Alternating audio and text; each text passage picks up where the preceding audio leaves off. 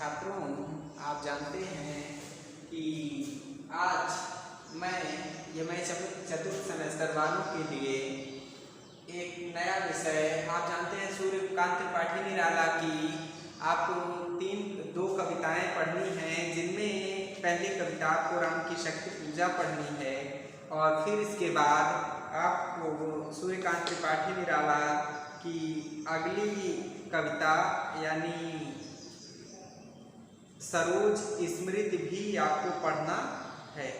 तो देखिए छात्रों, जब दो कविताएं आपको पढ़नी है तो उन दोनों कविताओं में आज मैंने सबसे पहले आपको सरोज स्मृति का व्याख्या भाग आपके सामने लिया है। तो चलिए सरोज स्मृति के संदर्भ में थोड़ी मोटी मोटी बातें हम जानने का प्रयास करते हैं कि सरोज स्मृति जो कविता है यह कैसी कविता है और इस कविता में किन किन गुणों की प्रवृत्ति सबसे ज़्यादा विद्यमान है और किन गुणों को सूर्यकांत त्रिपाठी निराला जी ने व्यवस्थित रूप में चित्रित करने का प्रयास किया है। तो देखिए, सबसे पहले तो आप ये समझिए कि इनकी जो कविता है सरोज स्मृति, यह इनकी पुत्री की मृत्यु के बाद लगभग सन 1936 ईस्वी में प्रकाशित हुई थी। यह हिंदी का पहला शोक गीत मानी जाती है और इस कविता के लिखने पर सूर्यकांत त्रिपाठी निराला जी पर यह भी आरोप लगाया गया था कि पुत्री की सुंदरता का चित्रण नहीं किया जा सकता काव्य में। कोई पिता अपनी पुत्री के बारे में इतनी सूक्ष्म सुंदरताओं का चित्रण आखिरकार कैसे कर सकता है। इसी कारण से प्रारंभ में इस कविता का बहुत विरोध हुआ, किंतु धीरे धीरे जैसे जैसे समय बीतता गया वैसे वैसे निराला जी की यह काव्य कृति अपना चमत्कृत रूप धारण करती चली गई और अंत में निराला जी को इस कृति का सर्वोच्च सम्मान भी प्राप्त हुआ और इस कृति को हिंदी का प्रथम शोक गीत भी माना गया।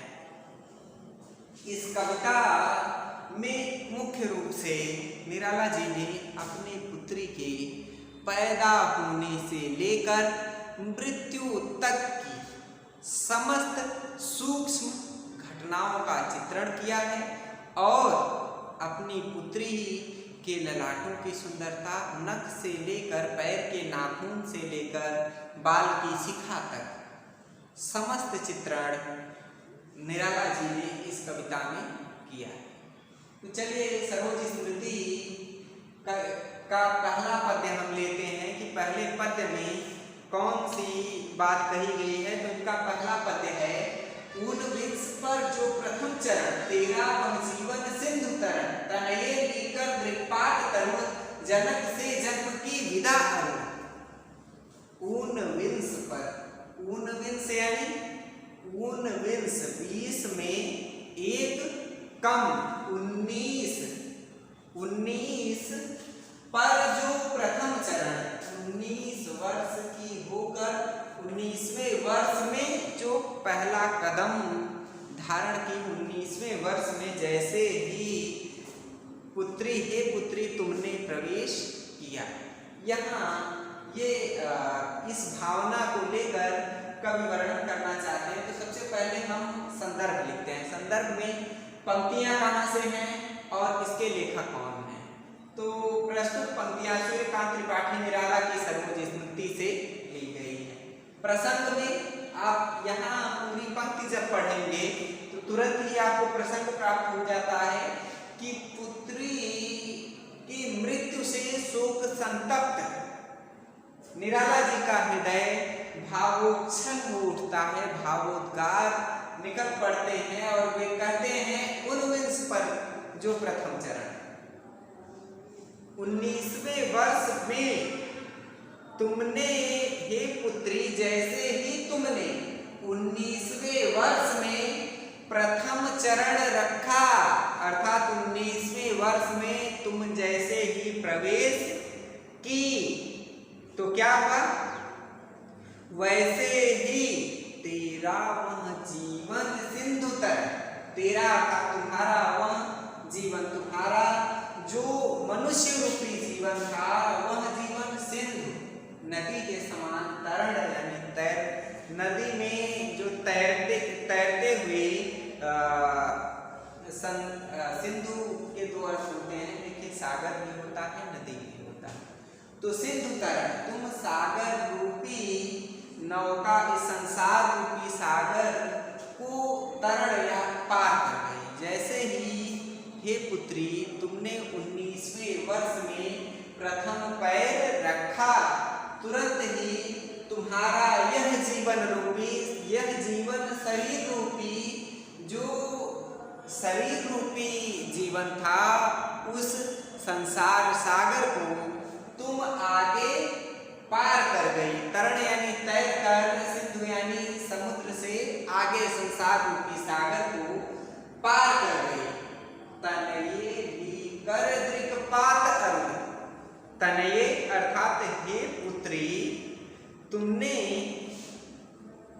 तनये युवावस्था, दृक्पात, दृक् अर्थात नैनों से आंखें झुकाकर, दृक्पात, दृक् यानी नैनों से, पात यानी झुकाकर, तरुण यानी बाल रूपी, बाल रूपी आंखें झुकाकर हे पुत्री तुमने अपने जनक यानी अपने पिता से, जिन्होंने तुम्हें जन्म दिया था, जनक से जन्म की विदा अरुण, जनक यानी जो पैदा करने वाला हो, से जन्म की विदा अरुण, तुमने उस अपने पिता से चुपचाप अपने जीवन इस संसार सागर रूपी संसार को पार कर लिया। भाव यह है, जैसे ही निराला जी कहते हैं कि ये पुत्री जैसे ही तुमने 19वें वर्ष में अपना प्रथम चरण रखा,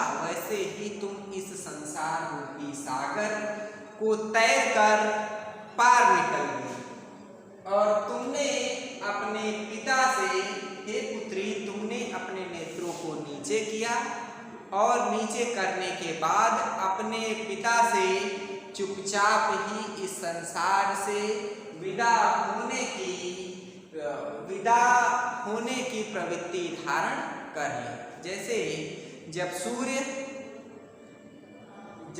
सूर्य को विदा होना होता है तो वह अपना प्रकाश मध्यम करने लगता है और अचानक ही अंधेरा हो जाता है, वैसे ही तुमने अपने पिता से संसार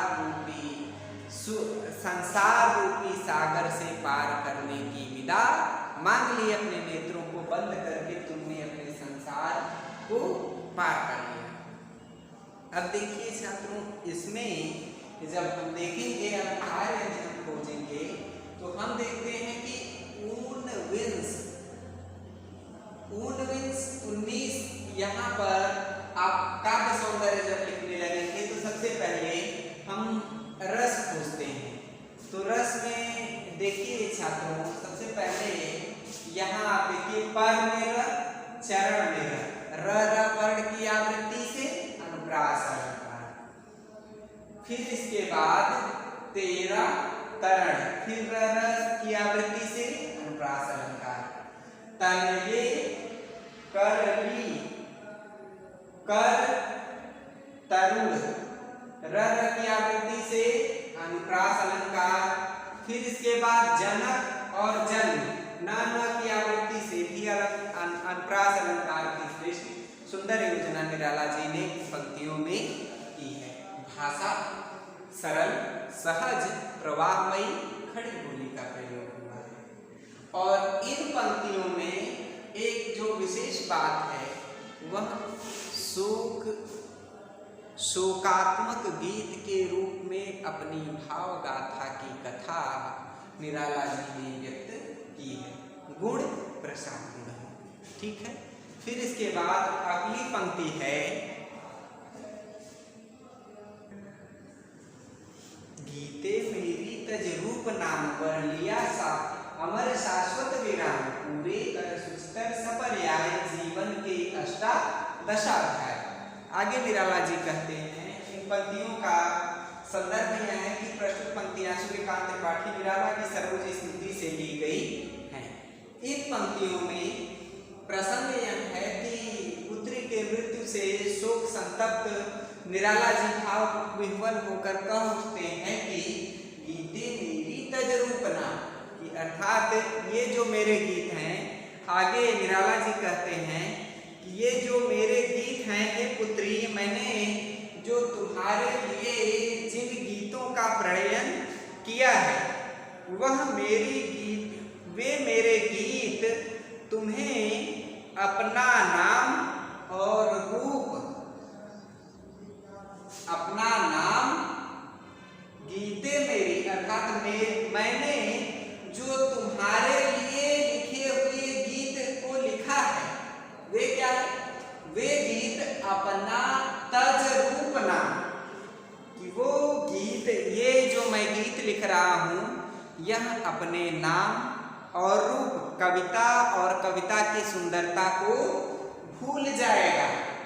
वर्णिया अमर शाश्वत विराम, और यह साहित्य के क्षेत्र में हमेशा के लिए अमर हो जाएगा। और दूसरा भाव इन पंक्तियों का यह भी है कि मैंने ये जो गीत तुम्हारे लिए लिखा है यह गीत तुम्हारे की तरह है, जैसे तुमने अपना रूप और नाम, अपनी सुंदरता और अपना नाम त्याग कर अमर होने का वरदान प्राप्त किया है, उसी तरह यदि मैंने तुम पर कविता लिखी है तो मेरी कविता भी इसी तरह से अपने रूप और नाम को त्याग कर सदा के लिए अमर हो जाएगी और शाश्वत विराम और संसार रूपी सत्य का रूप धारण करेगी। कैसे धारण करेगी? जैसे पूर्ण विराम होता है किसी वाक्य के अंत में, यदि किसी बात का सृजन किया जाए तो उस बात का जो सृजन होगा वह तभी खत्म होगा जब पूर्ण विराम आएगा। उसी तरह से मेरा यह गीत, जब भी कोई साहित्यिक बात होगी तब इस गीत का नाम आकर ही कोई भी गीत समाप्त होगा, कोई भी बात तभी पूर्ण होगी, तभी वह बात अमर हो पाएगी। पूरे कर सुचितर सपर आए, पूरे कर सुचितर सपर आए, अर्थात इस जीवन से तुमने पवित्र और शुभ कार्यों का पूरे कर, अर्थात तुमने पूरा कर लिया है।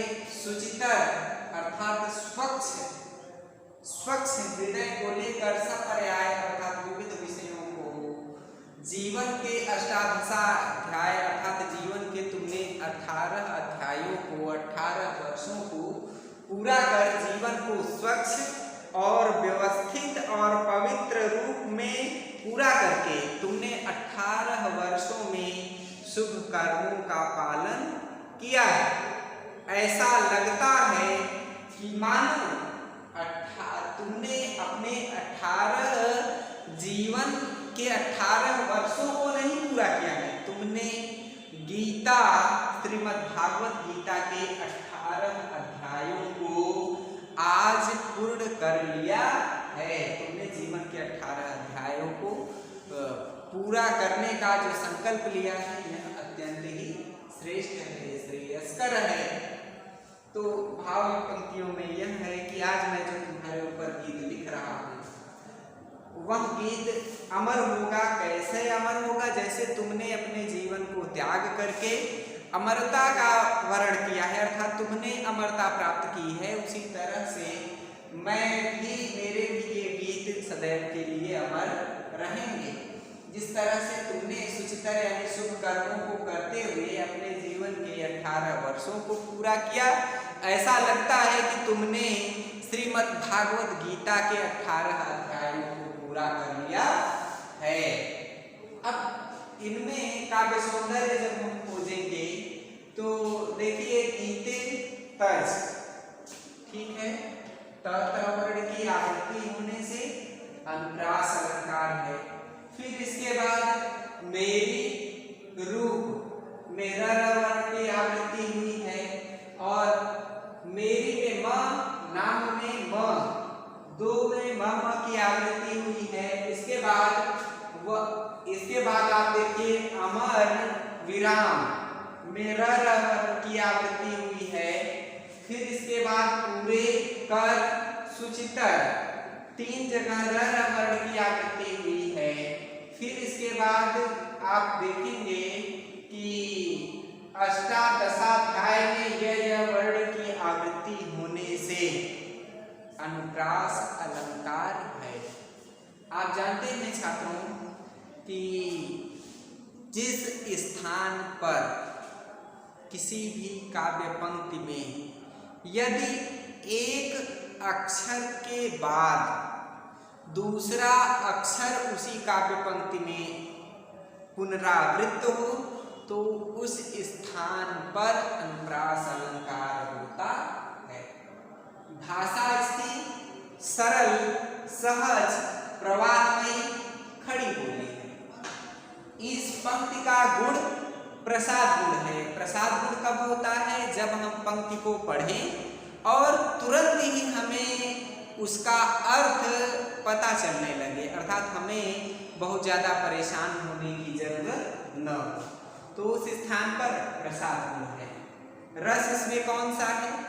करुण रस है, क्योंकि अपने विरह की दशा का वर्णन विभाव, अनुभव और संचारी भाव से पुष्ट होकर निराला जी व्यक्त कर रहे हैं। इस कारण से इसमें करुण रस की सुंदर योजना निराला जी द्वारा व्यक्त की गई है। और इसके बाद अगली पंक्ति है,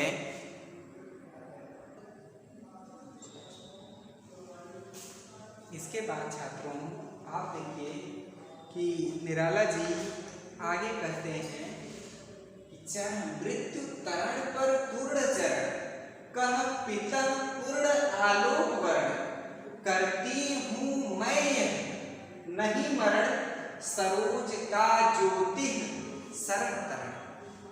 यहाँ पर इन पंक्तियों को पढ़ने के बाद सबसे पहले आपको संदर्भ लिखना चाहिए। संदर्भ में क्या लिखेंगे? प्रस्तुत पंक्तियां हिंदी के प्रसिद्ध शोक गीत सरोज स्मृति के कवि महाप्राण निराला की पंक्तियों द्वारा उद्धृत हैं। प्रसंग का क्या लिखेंगे कि जब हमने ऊपर पढ़ा तो हमें ऊपर पढ़कर क्या पता चला कि चढ़ मृत्यु तरण पर, यानी किसी की मृत्यु हो रही है और उस पर कवि अपनी पंक्तियां लिख रहा है, तो इन पंक्तियों का प्रसंग भी पूर्ववत ही होगा, अर्थात पूर्व में जिन पंक्तियों, पूर्व की पंक्तियों का ही प्रसंग होगा। क्योंकि देखिए छात्रों, यह शोक गीत है, तो शोक गीत में कवि का हृदय सदैव शोकाकुल रहेगा, शोक संतप्त रहेगा, तो प्रसंग के लिए पूरी कविता का प्रसंग लगभग एक सा ही रहेगा। अतः इन पंक्तियों में अपनी पुत्री की मृत्यु पर निराला जी अत्यंत व्याकुल हो उठते हैं। शोक संतप्त होकर उनका भावोद्गार जो उनके हृदय में है वह उनकी लेखनी के माध्यम से इन पंक्तियों में व्यक्त हुआ है। और वे आगे कहते हैं, क्या कहते हैं कि चढ़ मृत्यु तरण पर, चढ़ यानी चढ़कर, आगे बढ़कर, मृत्यु अर्थात मृत्यु रूपी तरण यानी नौका पर तैर कर जो आगे निकले उसे क्या बोलते हैं? नौका पर। तुर्ण चरण अर्थात जो तुम्हारे कोमल कोमल चरण हैं, तुर्ण यानी फूर्ति के साथ तुमने अपने पैरों को रख दिया है। हे पुत्री, तुमने मृत्यु रूपी नौका पर अत्यंत शीघ्रता के साथ, तुर्ण यानी फूर्ति, शीघ्रता के साथ तुमने मृत्यु रूपी नौका पर अपना चरण रख दिया है और उस नौका पर, मृत्यु रूपी नौका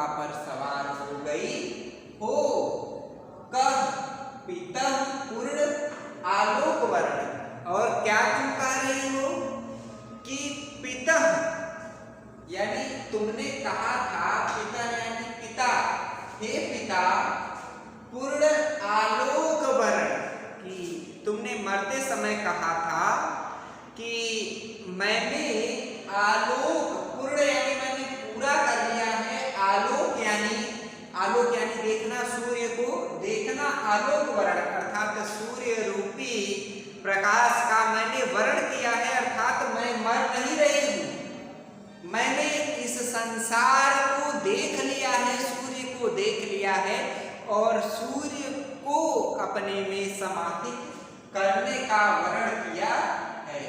यहाँ पर देखिए छात्रों, यहाँ वर्ण की बात कही गई है, तो वर्ण उसे कहते हैं जैसे जब हम किसी को अपने से श्रेष्ठ मानते हैं, तो श्रेष्ठ मानते हैं तो हम अपनी पसंद के वस्त्र इत्यादि ला करके उस व्यक्ति को प्रदान करते हैं। यदि वह व्यक्ति हमारे वस्त्रों को स्वीकार कर ले, हम वस्त्र ही नहीं, गाड़ी, मोटर इत्यादि इत्यादि, जैसे मान लीजिए कि आप में से कई छात्र होंगे जिनका विवाह इत्यादि नहीं हुआ होगा, तो आपको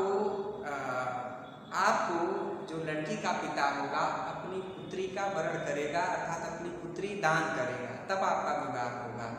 तो वो जो वरण होता है, वही वरण की बात यहाँ कही गई है निराला दीदी द्वारा कि कह पिता पूर्ण आलोक वरण, तुमने मृत्यु, जब तुम मृत्यु रूपी सैया पर, नाव पर तुमने अपना चरण रख दिया था, तब तुमने क्या कहा था कि तब तुमने मुझसे कहा था कि हे पिता मेरी मृत्यु नहीं हुई है, मैंने इस संसार को देखकर, इस संसार में आज मेरे दिन पूरे हो गए, इस संसार को देखने के मेरे दिन अब पूरे हो गए हैं और अब मैं उस ज्योति में समाहित होना चाहती हूँ।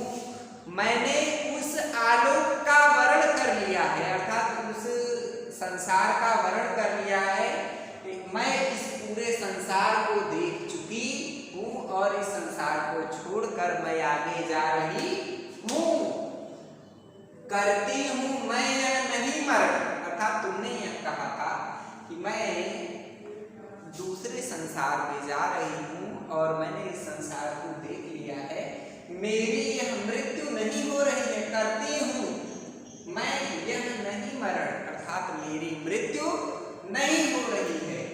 सरोज का ज्योति सरल तरण, सरोज का अर्थात हे सरोज, जैसे यानी निराला जी से मृत्यु के समय सरोज उनकी जो पुत्री है उसने आगे कहा कि जैसे सूर्य की ज्योति से खिलने वाला सरोज कमल उसी में लीन हो जाता है, उसी तरह से मैं भी उस संसार, इस संसार से पार होकर शरण तरण उस अदृश्य सत्ता में विलीन होने जा रही हूँ।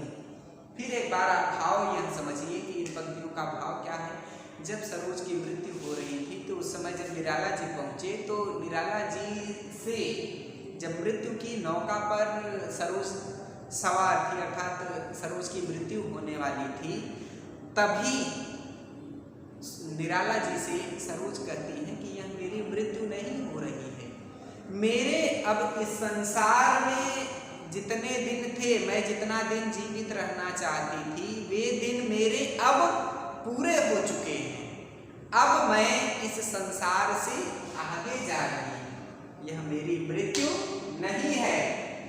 उदाहरण के रूप में जैसे सूर्योदय जब होता है तो कमल का फूल खिल जाता है और सूर्यास्त होने पर फिर से कमल का पुष्प ढक लेता है, कलियां अपनी बना लेता है, उसी तरह से मैं भी उस कमल रूपी ज्योति के समान हूँ कि मैंने 18 वर्ष अपने पूरे कर लिए हैं, मैं संसार को देख चुकी हूँ, अतः मैं जहाँ से आई थी, जिस सत्ता से आई थी, उस सत्ता में पुनः विलीन होने जा रही हूँ।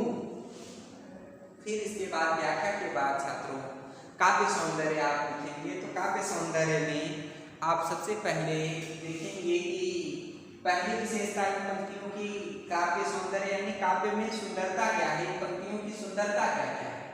तो पहले देखिए तो हम रस देख रहे हैं तो रस में हमें आशा का भाव दिख रहा है। यहाँ पर शांत रस की सुंदर योजना निराला जी ने व्यक्त की है। शांत रस कब होता है? जब व्यक्ति दुखी होकर अपने मन से निकलने वाले भावोद्गार को विभाव अनुभाव और संचारी भावों से पुष्ट करता है और शांति की प्रतिस्थापना करता है, तो वहाँ शांत रस होता है। अब इसमें आशा भाव अब इसमें देखिए रस हम खोज चुके हैं, अब अलंकार खोजेंगे।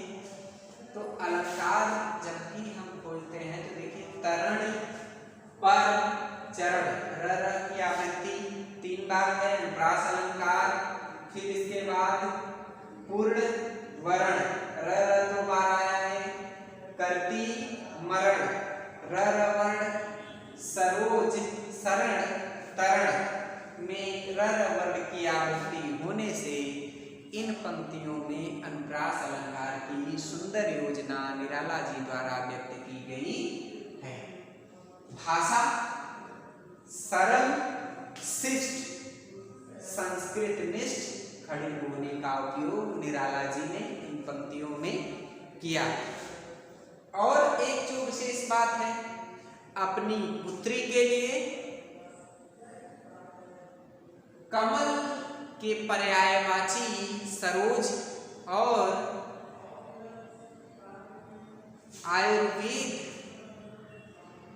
आयुर्वेद और धनुर्वेद संबंधी विद्याओं का भी चित्रण इन पंक्तियों में किया गया है। इस संसार को भवसागर रूपी नौका से पार निकल जाने वाली प्रवृत्ति का चित्रण किया गया है। तो छात्रों अगली पंक्ति है,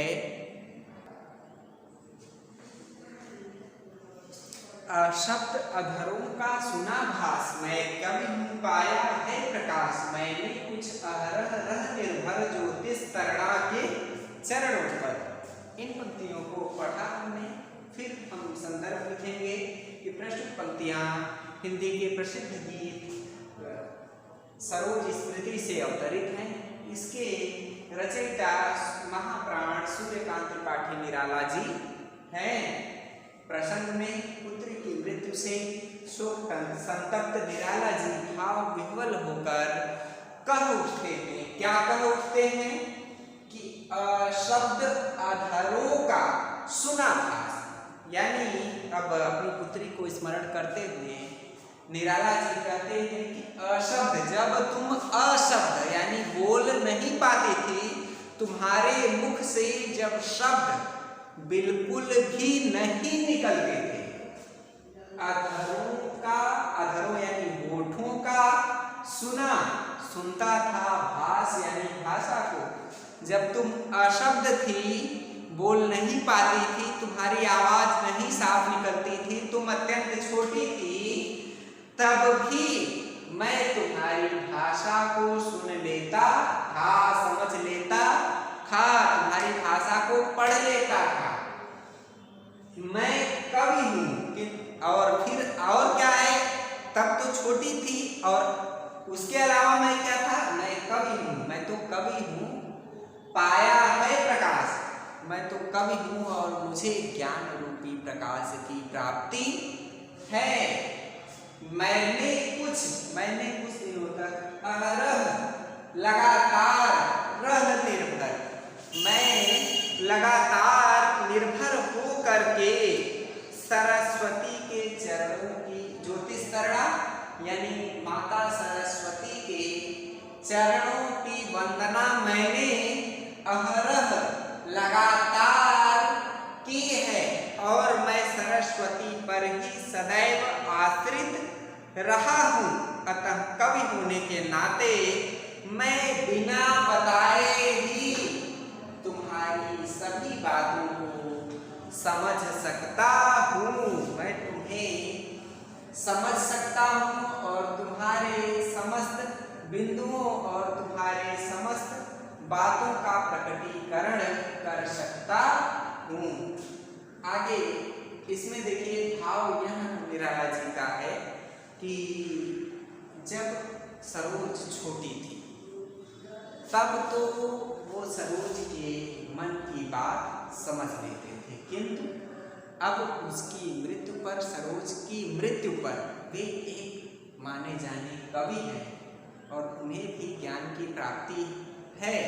उन्होंने लगातार माता सरस्वती के चरण कमलों की वंदना की है और सरस्वती माँ के चरण कमलों की वंदना का ही यह प्रभाव है कि वे अपनी पुत्री के द्वारा न कही गई बातों को भी अच्छे से समझ लेते थे। इन पंक्तियों में देखिए, फिर इसके बाद व्याख्या हो चुकी, अब हम काव्य सौंदर्य लिखेंगे। तो काव्य सौंदर्य में सबसे पहले आप देखेंगे कि भाषा कैसी है। तो भाषा सरल, सहज, प्रवाहमयी, संस्कृत निष्ठ, खड़ी बोली का प्रयोग किया गया है। संस्कृत निष्ठ कैसे? अगर मान लीजिए पूछ लेता है आपसे कि संस्कृत निष्ठ कैसे, तो ज्योतिष, तरड़ा, अह, भाष, भाषा की जगह भाष शब्द का प्रयोग है। अशब्द, इस तरह के शब्दों, निर्भर, ये जो शब्द हैं ये संस्कृत निष्ठ, संस्कृत से हूबहू हिंदी में आए हुए शब्द हैं। अतः संस्कृत निष्ठ भाषा का प्रयोग निराला जी ने इन पंक्तियों में किया है। और दूसरी विशेषता क्या है कि अपने कवि होने का गौरव गान इन पंक्तियों में निराला जी ने किया है। फिर इसके बाद अगली विशेषता क्या है? तो इसमें कवि ने यहाँ श्रृंगार रस के वियोग पक्ष का चित्रण किया है। फिर इसमें गुण तो प्रसाद गुण है। ठीक है छात्रों, तो इस वीडियो में आज के लिए इतना ही। अगले वीडियो में जब हम मिलेंगे तो अगले बिंदु पर हम आपसे चर्चा करेंगे और आगे की व्याख्या की भी चर्चा आपसे करेंगे। तब तक के लिए धन्यवाद।